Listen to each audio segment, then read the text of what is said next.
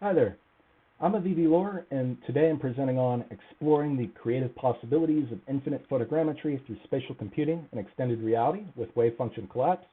It is an honor to be here today presenting to you virtually at the ICCC 2020 Casual Creators Workshop.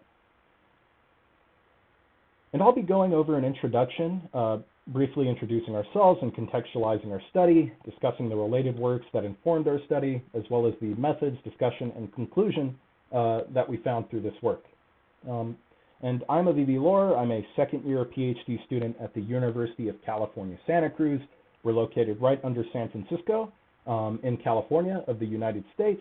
And as you can see, we have one of the world's fiercest mascots, the banana slugs. And my areas of work really focus on the intersection of immersive media and user experience for assistive application. I've been a little around the block, as you could say, from working as a bodyguard, doing demolition, creating some high voltage electric car chargers before my PhD.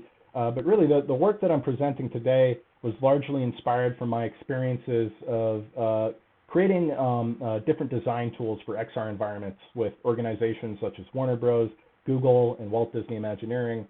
And this is my first time at a conference such as this at the Casual Creator Workshop, and so I'm very excited to be here presenting to you, but more importantly, I'm more excited to be learning from all of you as experts in casual creators and computational creativity. And so we are from the Assist Labs at UC Santa Cruz, and the goal of our work is to help people with special needs maintain a high quality of life through technology. We work in a variety of areas, from rehabilitation games to creative usage tools for people both with and without disabilities. And today I focus on the exploratory study of the sort of immersive side of extended reality, seeing how it can be applied for the creative applications of photogrammetry and procedural content generation. And so let's talk a little bit about the related works that informed our study.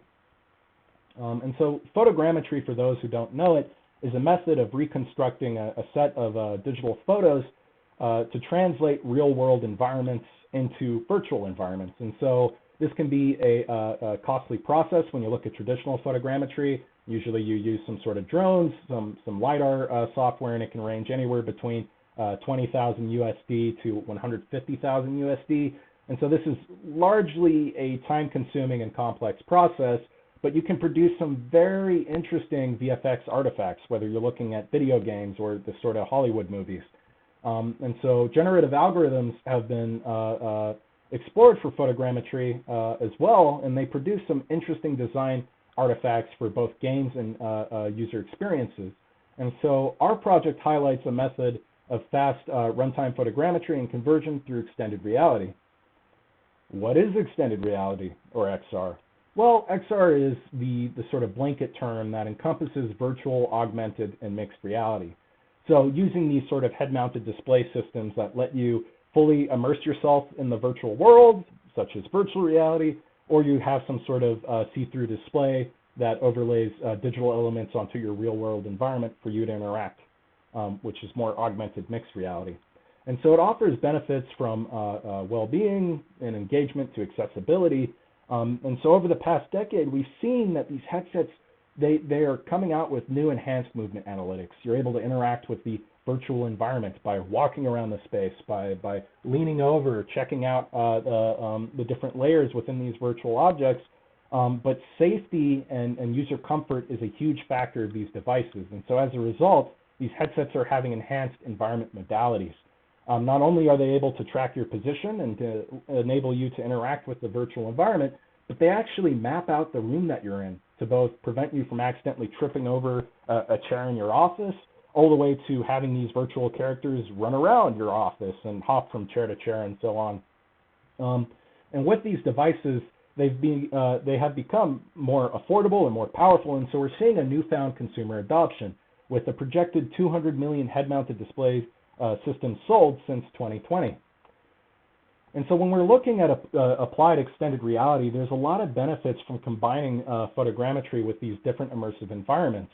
The main usage of this is reconstructing real-world objects into the virtual world to enable various forms of accessibility and experiences for users to take part in. So To take a look at the figure on the left, for example, you're able to map a historic castle and use these sort of extended reality devices to bring it into your real world environment. So you can walk around and experience this historical site without leaving your home or your office. Additionally, you can get some hard to reach places into these digital environments, such as the figure in the middle.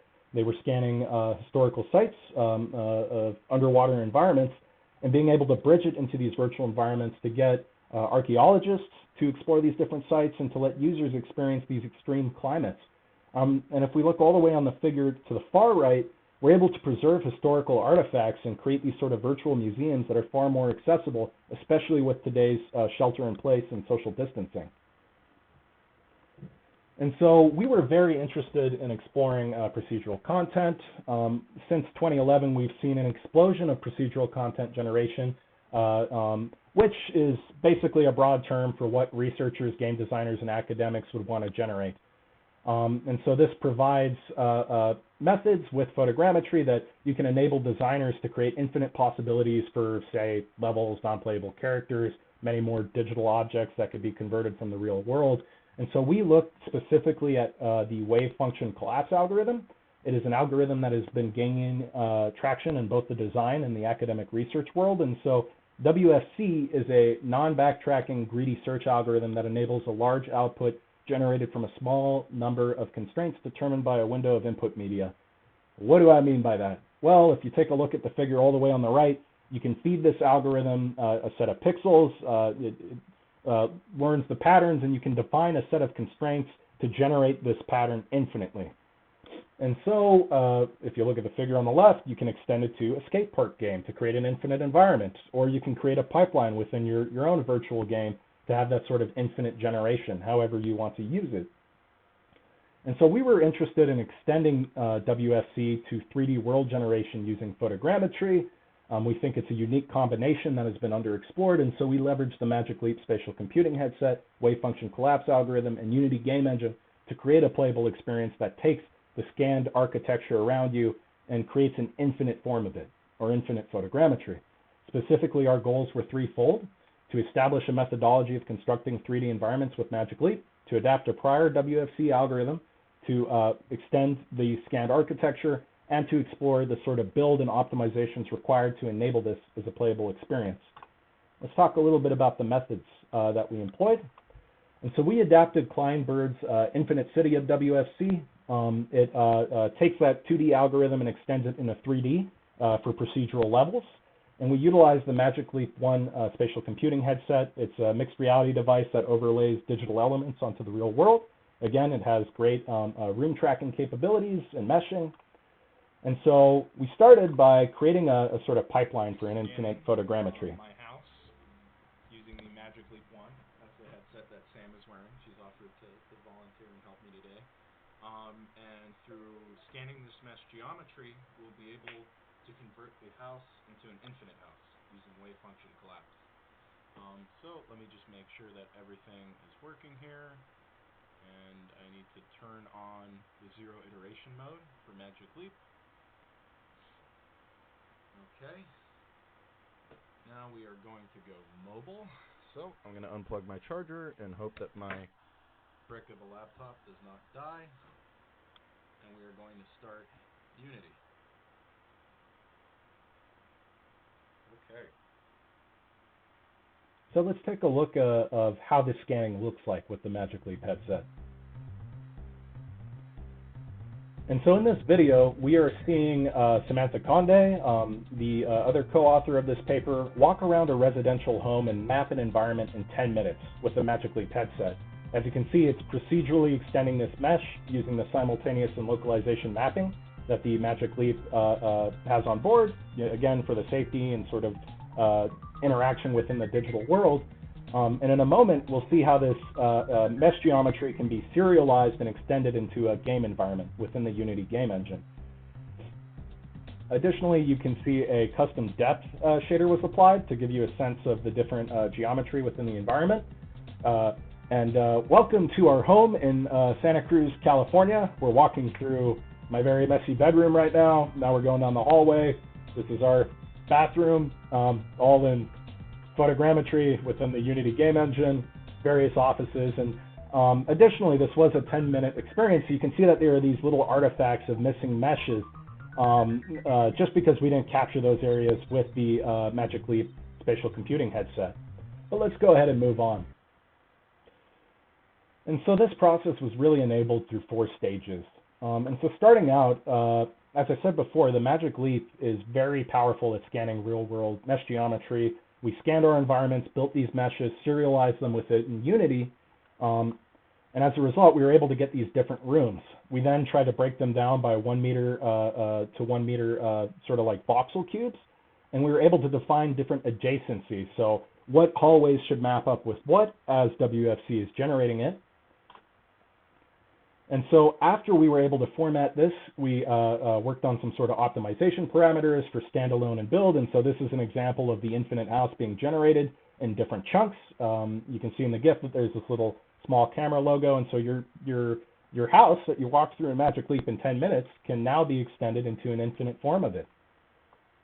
And then lastly, we were able to build the experience. You can see on the right here where we're still looking at the static house. We have one of our housemates posing very well. He was very patient with us as we were scanning the environment. And so let's talk a little bit about the results and discussion behind this work. So we captured a 1,400 square foot home. It was one of the safer environments given the state of 2020 right now. And so we essentially scanned our own home with the Magic Leap headset. We serialized the mesh, set up the WFC constraints, and we're able to get it infinitely generating for the user to walk around the Unity environment. And so you can see on the figure on the right, we were able to get a fridge, our housemate, a table, various parts of our office, and so on, all using the Magic Leap headset within 10 minutes. And so we tested it for a standalone build and WebGL build with various sorts of optimization. We have a GitHub repo, and so if you want to check out my virtual crib in Santa Cruz, California, I'll share the link at the end of the presentation. But so through this whole process, we found a couple limitations. First off, we only tested one environment. We need to test more real-world environments with these headsets, especially the outdoors. And so the platforms themselves too, right? Not everyone has a Magic Leap, but what we're seeing is these devices are getting better and better. The new iPhone, for example, has full LiDAR on there. You can actually map your whole home. I think some architects are using it to take various sorts of measurements, and so that's one limitation. We only explored Magic Leap, but we feel that this can be extended to people's iPhones with ARKit, could be extended to the Oculus Quests, and really our goal is to look at WebXR, which is sort of ubiquitous of the hardware platform, and it has that web interface to use whatever device you have. The other aspect of it is the mesh geometry. We needed with more time, we can take cleaner geometry, but we can also use algorithms to kind of approximate those holes and the different artifacts that you saw in that sort of demo, as well as sort of like better tuning of the WFC algorithm and how does the user interface with it as well. So in this project, we don't have any sort of 3D UI interfaces. It's you scan it in Magic Leap and you edit it in the Unity game engine to get it working. So it's great for developers, but if we're looking at casual creation, how do we get this into the user's hands? And so that's another limitation that we need to address. And so let's go over our conclusions. So XR provides unique creativity opportunities. Photogrammetry can be effectively captured with modern XR headsets, as seen with our residential home. But more work is needed to greater understand how infinite photogrammetry can extend a designer's abilities as a casual creation tool. From this end, we believe that there are a couple different fields that casual creators could be extended to with this sort of system, whether it's video game design, looking at 3D artists, even film producers to VFX. But of course, the curious creators of the curious users of these casual creators themselves, being able to play around with these different design elements might lead to usages that we couldn't think of. And so we want to start with more significant input systems to enable this with runtime like Magic Leap environment. How do we better translate the sort of constraint tools of WFC? And we want to do a systematic validation of user experience and design tools to iterate our initial prototype. And so thank you for listening to me. It's been a pleasure presenting here today. If you have any questions, I'm happy to answer them now. Feel free to email or message me too.